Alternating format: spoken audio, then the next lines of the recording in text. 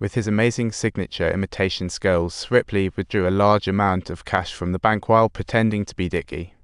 Who would have thought this man was just a phony? Ripley soaked in the superiority of the upper class like he was lounging in a luxurious pool, absolutely blissed out. But as they say, expect the unexpected.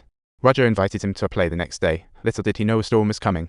Absolutely everything was proceeding without a hitch until an unforeseen incident occurred during the intermission. Tom. Margie, what has happened to you? What are you doing in the room? Is he here? Hanging out with Dickie? No, absolutely not. Oh, hi, I'm Tom Ripley. Ripley, the legend. This meeting freaked Ripley out, but thankfully he quickly slipped off Dickie's ring. What a pro! Peter met Ripley for the first time, but not Margie. Ripley hurriedly donned his glasses and scrambled to explain he hadn't seen Dickie lately. Margie was puzzled that Dickie reached out by letter, while Ripley spied Roger lurking on the stairs. The catch was that Peter and Roger knew each other well. If the four collided, Ripley would be toast. He hurriedly stepped down a few more stairs. In just seconds, he was already plotting strategy because the show was about to begin. He invited Margie to meet at the cafe tomorrow at 10:30, acting like he didn't want to disturb the show.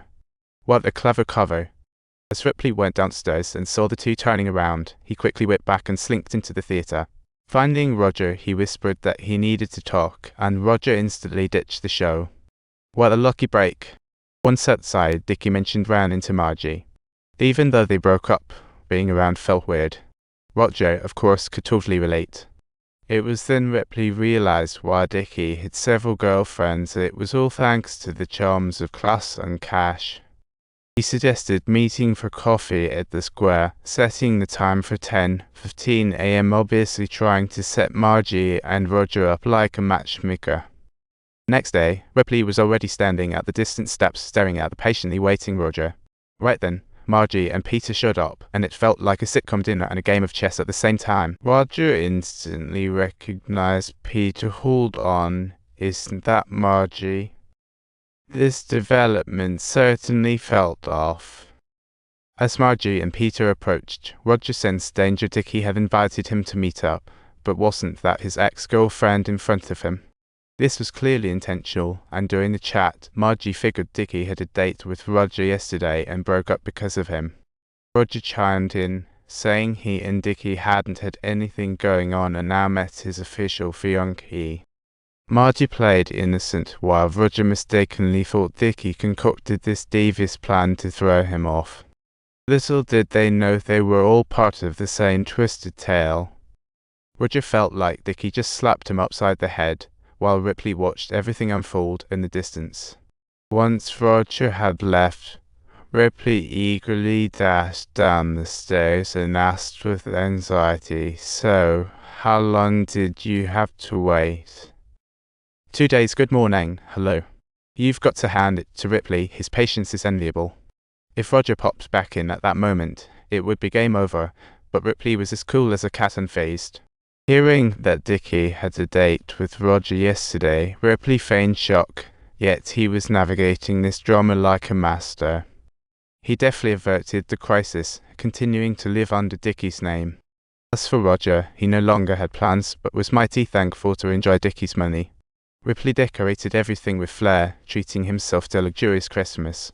Suddenly, as he played piano solo, he heard a knock on the door. He anxiously peered through the peephole. Lo and behold, it was Freddie, yelling, "In, Freddie, let me in." "Freddie, hello there, Freddie." "I'm Tom," said Ripley as he opened the door. Freddie was a bit dubious, but Ripley claimed Dickie was out for dinner.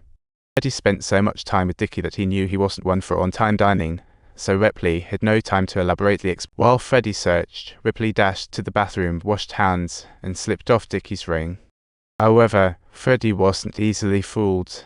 He knew Dickie's habits, and the guy didn't just vanish into thin air. He understood that Dickie was a playboy and even thought about kicking Ripley to the curb. After all this time, there's no way Ripley could be enjoying life this comfortably, right? Facing Freddie's probing, Ripley could only awkwardly grin, knowing that Freddie was tricky. The more he revealed, the messer things could get. "What do you like to say?" What do you like to say?" I believe I'm stating that events are currently unfolding. Ripley's smile concealed a tinge of menace, but he didn't want to stir the pot just yet. He only had the feeling but no solid proof. After poking fun at Ripley, he left the room. How do you feel? Great. No, Dickie's awful. Dickie's indulging in instant noodles. They pushed me to the sidelines today, and I'm utterly shattered.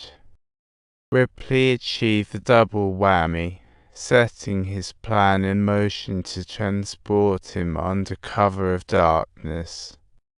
Upon catching sight of an eyewitness, he promptly adopted Fred's voice, leading the passers-by to believe that the entire spectacle was merely an eccentric reality show. Remember to hit subscribe. More wild adventures are coming in the next episode.